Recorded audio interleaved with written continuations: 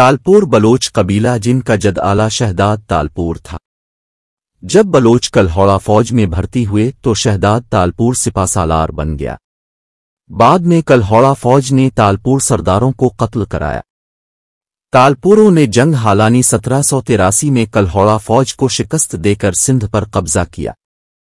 ان کے 6 حکمرانوں نے 1843 تک حکومت کی اور سندھ میں 3 ریاستیں حیدرآباد، میر پور خاص اور خیر پور قائم کی، مگر ان ریاستوں میں اتحاد نہ تھا۔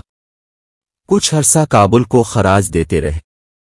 پہلی افغان جنگ 1838 سے 1842 میں حیدرآباد اور میر پور خاص سے انگریزوں کے تعلقات بگڑ گئے۔ البتہ خیر پور نے انگریزوں کی طرفداری کی۔ 1843 میں برطانوی فوج نے چارلس جیمر نیپیر کی زیر کمان حیدرآباد اور میر پور خاص کے تالپوروں میانی کی خونی جنگ میں شکست دے کر پورے سندھ پر قبضہ کر لیا، جو آزادی پاکستان تک برقرار رہا۔ تالپور خاندان قبیلہ تالپور کا ایک شاہی خاندان تھا جس نے سندھ اور موجودہ پاکستان کے کچھ حصوں کو فتح کر کے اس پر 1783 سے 1843 تک حکومت کی تھی۔ سندھ میں تالپور خاندان کی حکمرانی کا شروعات کلہوڑا خاندان کی حکومت کے خاتمے سے ہوا۔ بلوچستان سے آ کر سندھ میں بسنے والے تالپور سرداروں نے کلہوڑا فوج میں خدمات انجام دیتے ہوئے ان کی حکومت کے استحکام میں مثالی کردار ادا کیا تھا۔ 1775 میں میر بہرام خان کے قتل کے بعد تالپور خاندان نے کلہوڑا حکمرانوں کے خلاف بغاوت کر دی، اوران کا تختہ الٹ دیا۔ 1783 میں میر خان تالپور نے بالائی سندھ پر اپنا قبضہ مکمل کر لیا۔ انہوں نے سندھ کے کلہوڑا حکمرانوں کو ناکوں چنے چبوا دیے، مگر ابھی بھی وہاں پر عدم استحکام کی صورتحال تھی۔ اس موقع پر کابل کے حکمران تیمور شاہ نے تالپوروں کے سر پر ہاتھ رکھ دیا۔ انہوں نے بار بار کی جنگ و جدل اور آپس کی لڑائی سے تنگ آ کر 1783 میں تالپوروں کے حکمران میر فتح علی خان کو عرب گھوڑوں کا تحفہ اور روب آف آنر پیش کیا۔ اس کے ساتھ ہی سند حکمرانی بھی عطا کر دی۔ سندھ کی حکمرانی ملتے ہی کلہوڑا خاندان کا سورج سندھ میں غروب ہو گیا، اور یوں 1783 میں میر فتح علی خان تالپور نے افغان بادشاہ تیمور شاہ کی آشیرواد ملنے کے بعد سندھ پر اپنی حکمرانی قائم کر لی۔ ان کا اقتدار 60 سال تک قائم رہا۔ میر فتح علی خان تالپور، جنہوں نے 1782 میں اپنے خاندان کی سلطنت کی بنیاد رکھی تھی، ان کے والد کا نام میر صوبیدار خان تالپور تھا۔ تالپور سرداروں کے قتل کے بعد بلوچوں نے میر فتح علی خان کی تاج پوشی کی اور ان کی سرکردگی میں کلہوڑا قبیلے سے جنگ کی۔ یہ لڑائی جنگ حالانی کے نام سے مشہور ہے۔ اس موقع پر بہت سے بلوچ اس وقت تک کلہوڑا فوج سے لڑنے کے لیے تیار نہ تھے جب تک ان کو یہ یقین نہ دلایا گیا کہ اب کبھی حکومت کلہوڑا خاندان کو واپس نہیں ملے گی۔ میر سہراب خان تالپور بھی اس موقع پر ایک بہت بڑا لشکر لے کر آئے تھے۔ حالانی کی فیصلہ کن جنگ کے بعد میر فتح علی خان نوشہر و فیروز میں آ کر رہائش پذیر ہوئے، جہاں انہوں نے اپنے فوجی عملداروں اور سپاہیوں کو انعام و اکرام سے نوازا۔ میر فتح علی خان تالپور میر شہداد خان کی اولاد میں سے تھے۔ ان کا ارادہ تھا کہ شہدادانی تالپوروں کا آپس میں اتفاق ہو اور خاندانی اثر مضبوط رہے، اس لیے انہوں نے عجیب منصوبہ بنایا۔ اپنے چھوٹے بھائیوں میر غلام علی خان تالپور، میر کرم علی خان تالپور، میر مراد علی خان تالپور کو اپنے ساتھ حکومت میں شامل کیا، جو کہ دنیا میں اپنی نوعیت کا پہلا طرز حکمرانی ہے، جہاں ایک ہی جگہ ایک ہی ملک پر بیک وقت 4 حکمران ہوں۔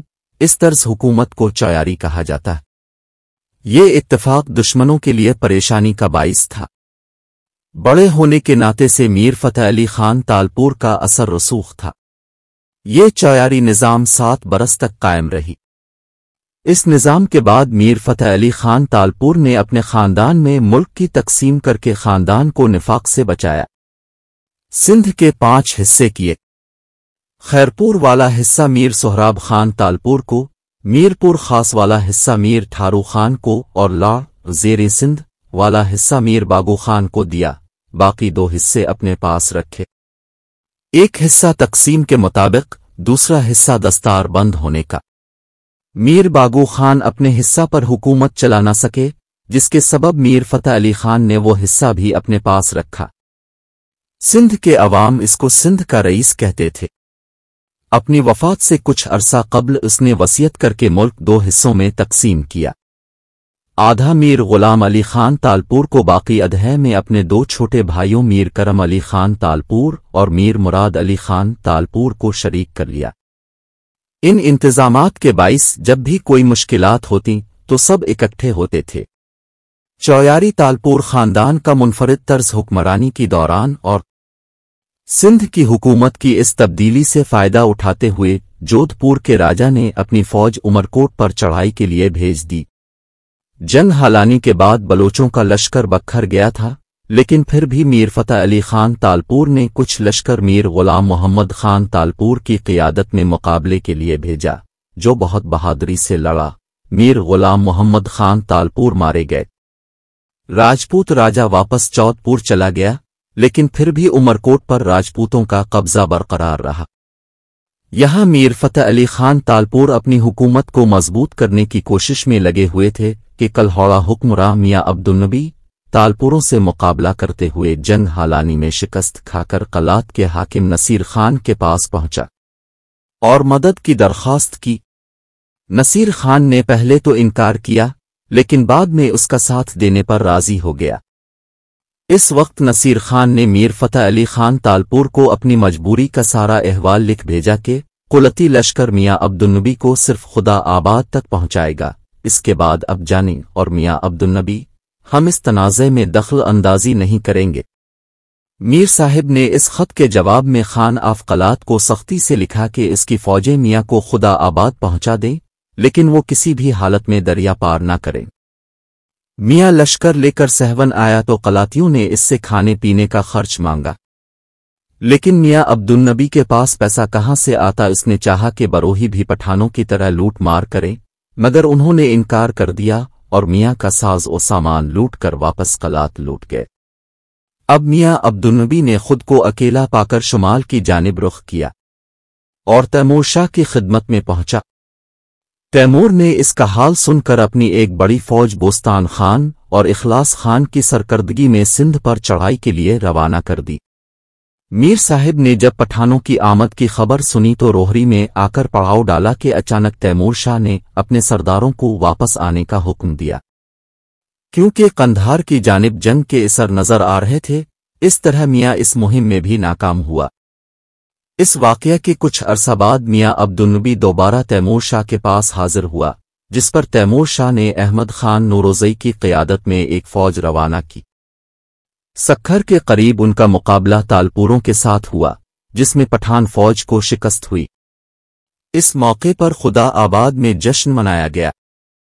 کچھ عرصے بعد تیمور شاہ بھی فوت ہو گیا اور قندھار صرف جنگ کا مرکز بن کر رہ گیا، جس کی وجہ سے میاں عبدالنبی ہمیشہ کے لیے پٹھانوں کی مدد سے مایوس ہو گیا۔ کلہوڑوہے کی طرف سے قلعے کا نگہبان شالمین شیدی نامی شخص تھا۔ میاں عبدالنبی کی ناکامی کا اثر قلعے کے بہادر نگہبان پر نہ ہوا اور اس نے قلعے کو فوجی لحاظ سے مضبوط کر کے مقابلے کی تیاری شروع کر دی۔ میر صاحب نے بھی اپنے دلیر سردار حاجی احمد کی سرکردگی میں لشکر روانہ کر دیا۔ شالمین نے قلعے کے دروازے بند کروا دیے۔ اس طرح تقریباً 2 برس تک قلعے کے گرد تالپوروں کی فوج کا محاصرہ رہا۔ آخرکار مروان قوم کے لوگوں کو حاجی احمد نے اپنے ساتھ ملایا اور بارود سے آگ لگوا دی، جس سے قلعے کی ایک دیوار منہدم ہو گئی۔ حاجی احمد قلعے میں داخل ہو گیا اور شالمین شیدی کو گرفتار کر کے میر صاحب کے پاس روانہ کر دیا۔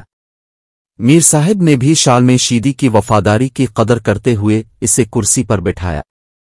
ایک روایت کے مطابق میر صاحب نے اسے پھانسی پر چڑھایا اور دوسری روایت کے مطابق اسے آزاد کر دیا گیا، اور وہ بعد میں میاں عبدالنبی سے مل گیا۔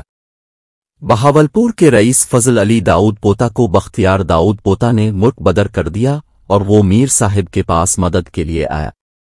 میر صاحب کو اس کے احسانات یاد تھے، اسی لیے انہوں نے ایک بڑے لشکر کے ساتھ بہاولپور پر چڑھائی کر دی۔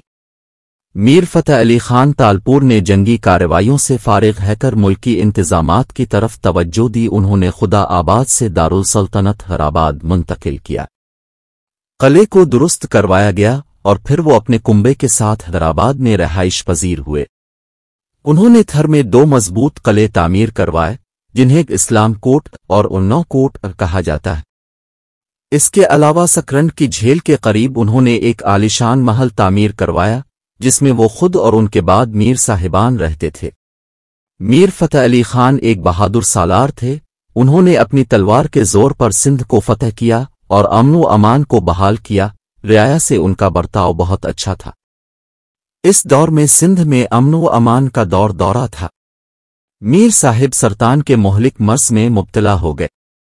10 محرم 1217 ایجر کی شب جب میر صاحب اپنی زندگی کی آخری سانسیں لے رہے تھے، سجاول نامی خادم نے فرزند کی ولادت کی اطلاع دی۔ انہوں نے اللہ تعالیٰ کا شکر ادا کیا۔ اوراپن نے نوموڈ بیٹے کا نام اپنے باپ کا نام میر صوبیدار خان تالپور روک دیا کیونکہ ان کے بدن میں اتنی طاقت نہ تھی کہ بیٹے کو دیکھ سکیں۔ اسی وقت بے ہوش ہو گئے اور پھر خالق حقیقی سے جا ملے۔ ان کی تدفین ان کی وصیت کے مطابق خدا آباد کے قبرستان میں کی گئی۔ ان کی قبر پر عالیشان مقبرہ تعمیر ہوا جو کہ زمانہ کی چیرہ دستیوں کے باعث اجڑ گیا ہے۔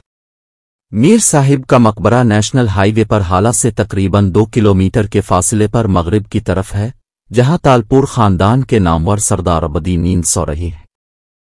اس تاریخی قبرستان کے گنبد، مسجد، بارہ-دری اور قلعہ آج شکستہ حالت میں موجود ہیں اور اپنی حالت پر نوحہ کنا ہے۔ اہم عمارت بڑا گنبد ہے جو سندھ کے صوفی شاعر شاہ عبداللطیف بھٹائی کے مقبرے کی طرز پر بنا ہوا ہے۔ باہر سے چونے اور ریتی کے گچ کا بنا ہوا ہے اور سندھی کاشی گری سے مرصع ہے، لیکن اس کی بہت سی اینٹیں لوگ اکھاڑ کر لے گئے ہیں۔ خدا آباد سے تقریباً 1.5 کلومیٹر کے فاصلے پر گوٹ کوریجا کے نزدیک ایک بڑا ٹیلہ ہے جس کو نوشہرہ کہتے ہیں۔ یہ تالپور حکمرانوں کی شکارگاہ تھا۔